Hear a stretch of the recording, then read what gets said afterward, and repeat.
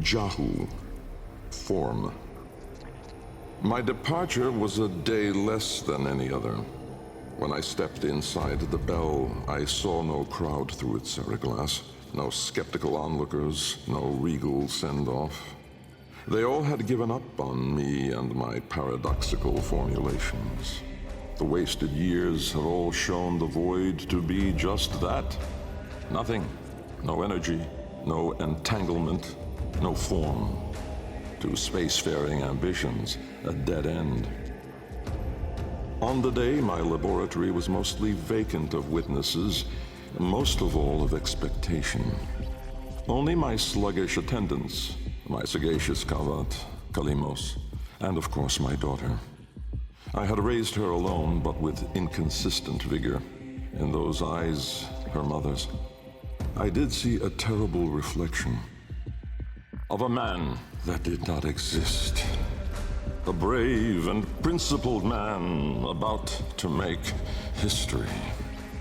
In truth, he was a void himself, an outcast, a joke, a nothing.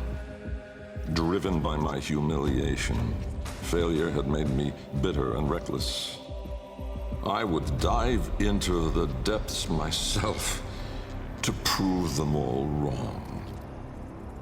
I gave the signal. My daughter grasped the lever. Kalemos then belted out a desperate, rasping growl. But it was too late.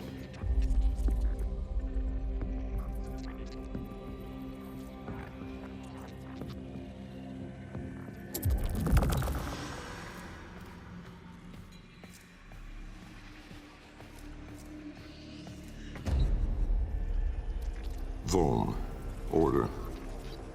The calipers yawed open the wall between worlds, stretching there a black trapezoidal gap. A door, a mouth. It yawned in the light of the room, splintering it to mesmerizing, unearthly hues. And I, inside the bell, dropping obliquely toward it from my gallows. Mass and time rippled as a sudden vortex jawed before me. My head was vapor, my feet lodestone. The bell around me flexed like a rat paralyzed in a winding, gulping snake. I faltered in the awe of it, stumbling against the seriglass, and with that shifted the bell's path through the wall.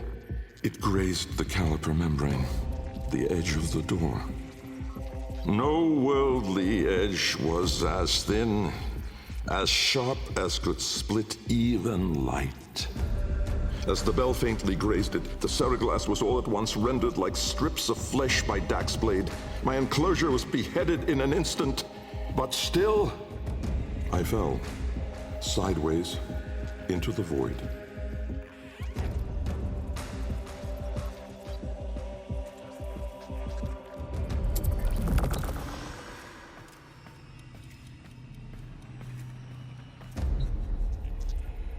Fast. Chaos. Death was on me, I was certain. I was face down, eyes clenched, my heart pulsing the last of its seconds, and my lungs burning the last of its air. A sudden nostalgia gripped me. I grasped desperately for memory of a storm just past, the fumbling pitch of a child's song.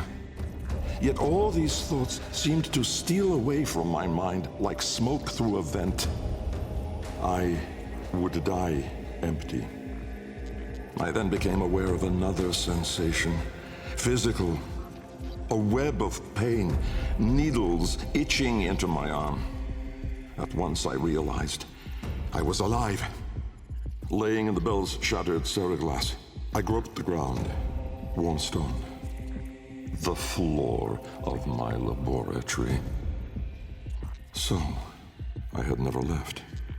And so, I had failed. Again. I heard a crunch alongside me. Someone stepping through the shattered glass.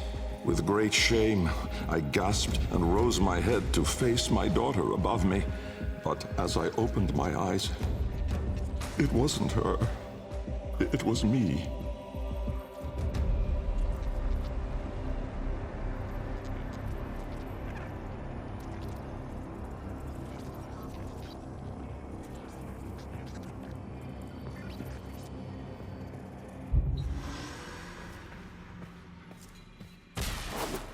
have one responsibility in the Kalimos sequence. Awaken the sleeper. But I cannot do it alone. Please, assist me once more. Riss. Light. The senselessness of it. The paradoxic, the vague, untimed form. I was alone, but not. For I stood there confronted by myself. A twin, but no brother. A reflection, but with dimension. Behind him, no horizon, but a vast broiling sea of caustic light pierced at random by black pin stars. And closer, around me, a gale of flowing vapor, profane in color, billowing relentlessly into the nascent lack, seeking all directions. I was standing on a precipice of familiar stone, jagged and unanchored as though cleaved directly from the very floor of my laboratory. I wondered at the vapor's path, smoking outward more, leaving behind now the walls, the filigree gold, the rare cuts of marble from my home. I knew at once the vapor's source.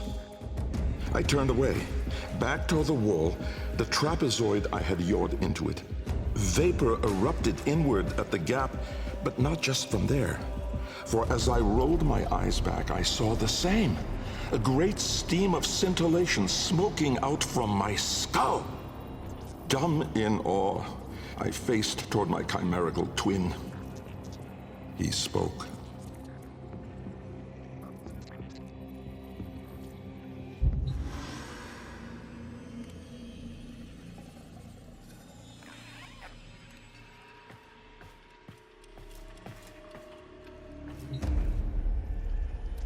Kra, time. An old name, unspoken in the centuries since my mother reared me. A soft hiss, soothing as a viper's gaze.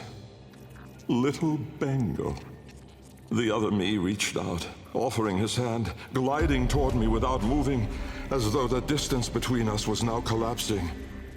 A confusion, most euphoric, filled my mind. With the shred of wit that remained, I decided that I should run for my life. At once, crazed and frantic, I fled. But I made no forward progress.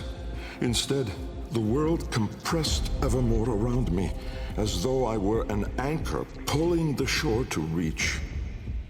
When I arrived at the door, or rather, the door arrived at me, I howled, hurling myself inside, out. And then and there I was, lost and unlost, howling on the floor in harmony with my wretched Kalimos, lacerated in flesh and heart, scattered as the bell glass, spilling blood and stomach on the cold stone floor. But I sensed the other there, at the wall's breach behind me, reaching still. I screamed, but my voice was gone. Forever. I looked, but my eyes would never see again.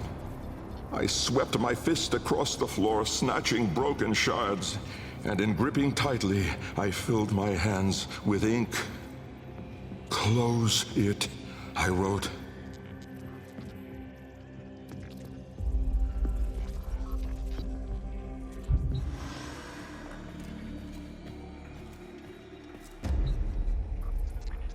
Netra.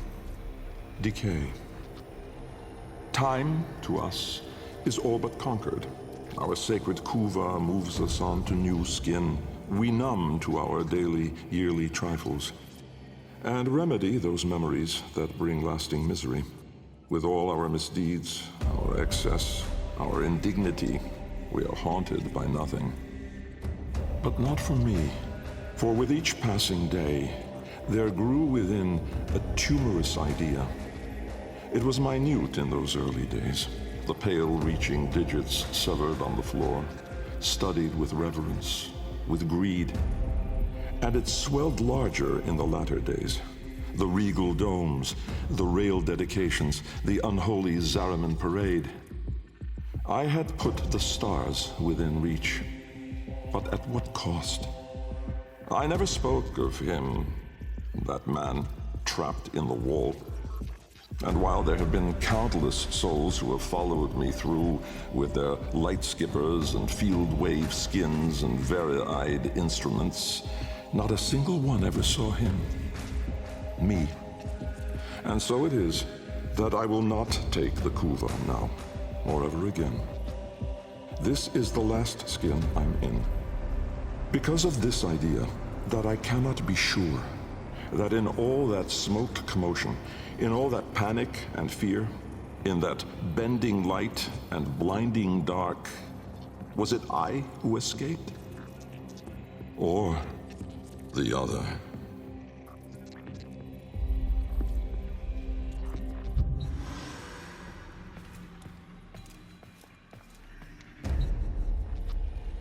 Lok, void.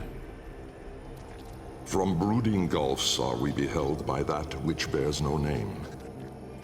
Its heralds are the stars it fells, the sky and earth aflame. Corporeal laws are unwrit as suns and love retreat.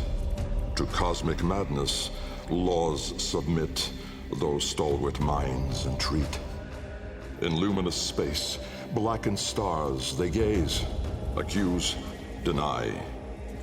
Roiling, moaning, this realm of ours in madness lost shall die. Carrion hordes trill their profane accord with eldritch plans. To cosmic forms from tangent planes, we end as we began.